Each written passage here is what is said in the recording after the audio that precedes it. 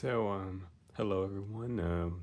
I guess this is another video I'm doing, and this video subject is going to be about death, really. Something that we don't really talk about that much in society. When we do talk about it, it may seem like we just jump to conclusions.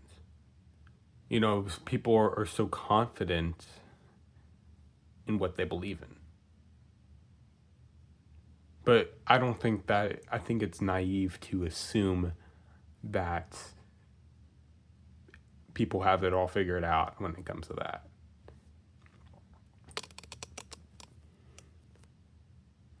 And, you know, it, I think more recently I've become more aware of death, and I've realized just how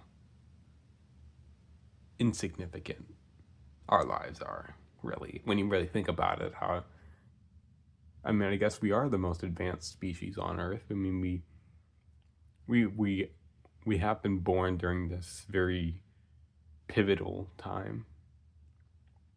But really, what's it all for? What's the purpose to it all? What's the purpose to it all?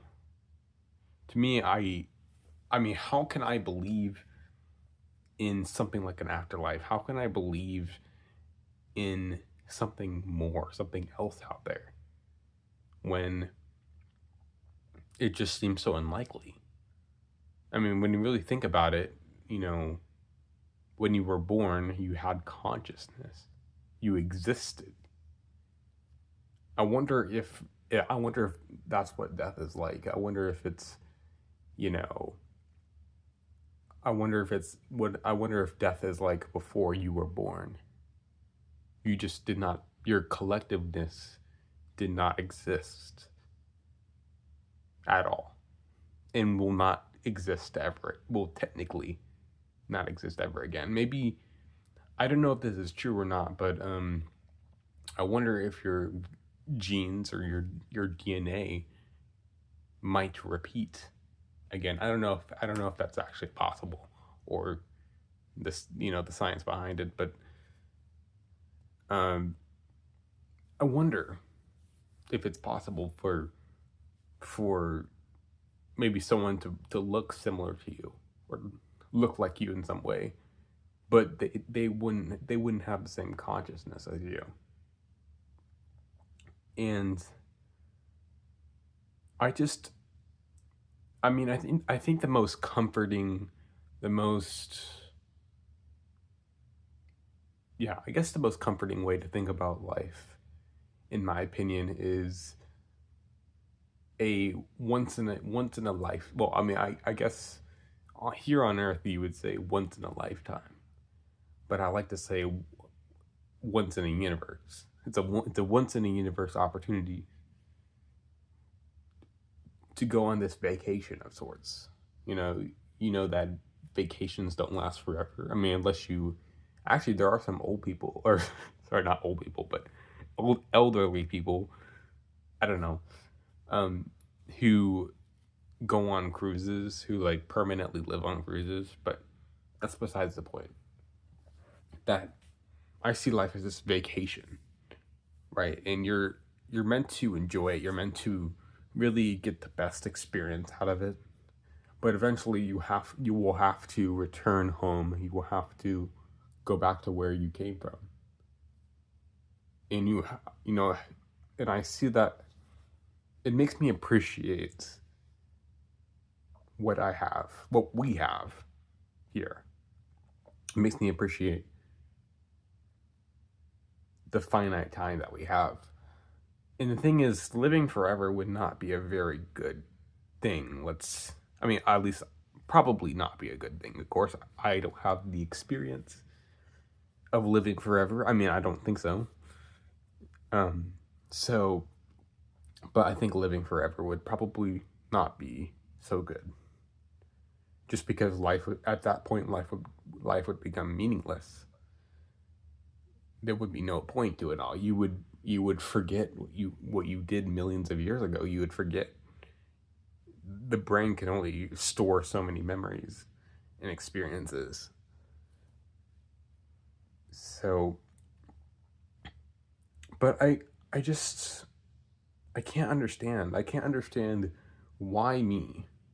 Why was I born in on this planet that just so happens to support life? That just so happens to be put into this universe where, I mean, I guess life is possible. Sure, it's, life is spread far apart if there is life under Europa's surface. Um, I don't know. It seems strange. It feels so surreal to me that no one really, no one really talks about death. I mean, at least in my point of view. I mean, I'm sure you may have heard something. I recently watched this video. Um, the title was called "I'm Dead," and it said that you will see this video when I die. That's what the video was about. It had, I think it has like 19 million views on it so far, on that video. Um, and I was going through the comment section, and one of the comments said, "I'll see you on the other side. I'll see you on the other side." How are you so confident in that? How are you so confident in the other side? Okay, who told you that? Who told you that was the case? I would love to know. Why why would you assume that?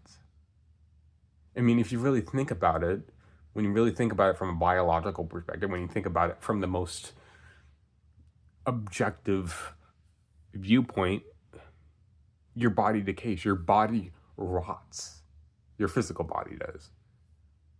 And then the thing is, your consciousness, I mean, you wouldn't exist as a collective. Your collectiveness would not exist, therefore there would be no consciousness after death. And the thing is, another reason why I view religion in a weird way, I feel like, is because there's just so many different viewpoints of what should be the word of God has many different interpretations. There's many different interpretations and many different denominations. Uh, different sections of Christianity, and then you have religions like Buddhism, which state that there are 6 realms that you go to after you die. 6 realms. That's interesting.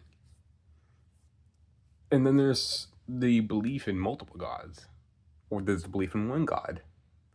So there's just so much discrepancy, I find. I feel like why isn't there one unified religion that encompasses everything, that gives a straightforward thing to everything? Why we have to conflict Christianity with more Eastern religions? And I don't understand. I probably never will, really. I was one time I was talking to one of my coworkers, right? And I guess we had a conversation about. She asked me how was my day going, and I said, I was definitely thinking about death recently, and I told her that, if I think that atheism has some type of merit, or there is an argument for atheism, that there could just be nothingness after death. And I don't say nothingness as in blackness. You would not experience blackness. You would not experience anything. There's a difference between blackness and nothingness. You see, when you close your eyes, you see blackness, right? Unless you're under like a direct light source, that that kind of like makes it not black. But you get the point. When you close your eyes, there's blackness. But the thing is, if you did not have eyes, you would not see blackness. You would see nothing. That's the thing. That's the thing. That's the thing I cannot understand. Is just not existing. Sure, I mean, maybe the energy that is in your body gets dissipated into the universe. Technically, your body your body would decompose and be reintegrated back into Earth, be reintegrated back into the universe. So in a way, I guess some aspects of you still exist in a way. But the thing is, you specifically, and other humans, animals, really any living organism requires a specific set of requirements to exist. And the thing is, when you break it down into the most basic I can't think of the word, but its most basic properties, that doesn't create the right circumstances to exist. And I think that's, to me, I see religion as a trying to comfort you, a comforting explanation for why things exist. Why? Like a comforting explanation for everything. I mean, when it comes to the meaning of it all. And well, I mean, sure, philosophy has tried to come up with some kind of answers, some type of meaning out of it. There's there's philosophers like Schopenhauer who had a more pessimistic viewpoint of life. But I mean, I haven't watched any philosophy videos in a little bit. But I remember something about Schopenhauer emphasizing abstinence from I guess modern day amenities, in living a life that is free from free from this materialistic consumerist world, which actually I think he did draw some inspiration from Buddhism, which I do appreciate Buddhism. It's fascinating. And then there's other people like Nietzsche, who I think was involved with nihilism in some capacity. But the thing is, I think with him, he he wanted he there was this point about creating your own purpose in life. You may have heard the phrase "God is dead," which is by Nietzsche. Um, what that means is that the world has kind of lost. A lot of people in this world have lost a religious faith, because for hundreds of years people have relied on religion to give them meaning in life, because that's the only thing they can rely on. I mean, science was less prominent back then, or it was not to the same extent that it is today. So really, those people did not have a lot of information to rely on. So they believed what was the best information presented to them, that there was a God, who has designed the universe, who has this in that there is something after death. But I do think is I do agree with the point that it's important to create your own purpose in life. You know, you could, there are different arguments for what it's, for what you should do with purpose. You know, some people want to live a hedonistic lifestyle. They want to enjoy what I like to call cheap pleasures, which include like drugs, drugs, alcohol, that kind of thing, promiscuous stuff. If you, I mean, if you want to call it that. Um, but really, what meaning is there in that? What meaning is there in that? What's the point of life? There's no purpose in that. It's just, honestly, in my eyes, I view that as living this lower life, this lower existence, where there is no critical thought, there is no thinking involved, or no deep thinking involved. It's just shallow thinking. It's just thinking in the short term, what will give me the most pleasure in the short term, even though it might be detrimental to my physical self as well as my mental self as well. And then there are other people. I mean, there's this other far side of thought that says, "Oh yeah, you should abstain from many things." One part of that could be living in isolation, or living a life that is simple, living a life that is not concerned with that, making the most out of your life.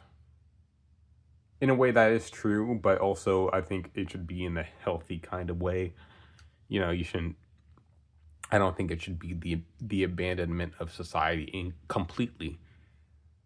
But also, I think that the right philosophy to have in life is to just to make the most of it. Is to just contribute good work to it, whatever that means to you. I mean, I think it's important to find your own meaning in it all, in a way. It best aligns with you. And you know, it's actually quite insane how everything exists.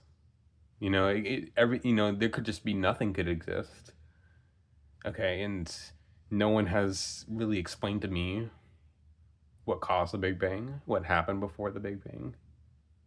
Or I don't like to call it the Big Bang. I like to call it the big expansion. It was not an explosion. It was a rapid expansion of matter, or it was in a very dense point.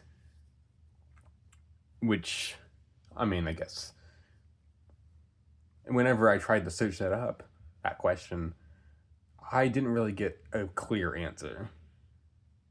You know, we can't explain that. We can't explain this rapid expansion. And so, I mean, this information that is conveniently left out of things. Okay, if I think it's the first law of thermodynamics. If I don't know if I'm right on that, but I think that first law states that energy cannot be created or destroyed. Okay, so how did energy come into existence? Can you please explain that to me? So, of course, there are a lot of unanswered questions. But, okay, you know, we might never know. I certainly probably won't know in my lifetime. But that doesn't mean we should stop learning. That doesn't mean we should stop learning about science in that field, in mathematics, I guess. It's important to learn about it, to keep learning about the universe. So yeah, those are my thoughts on that. I guess I'll wrap up this video now.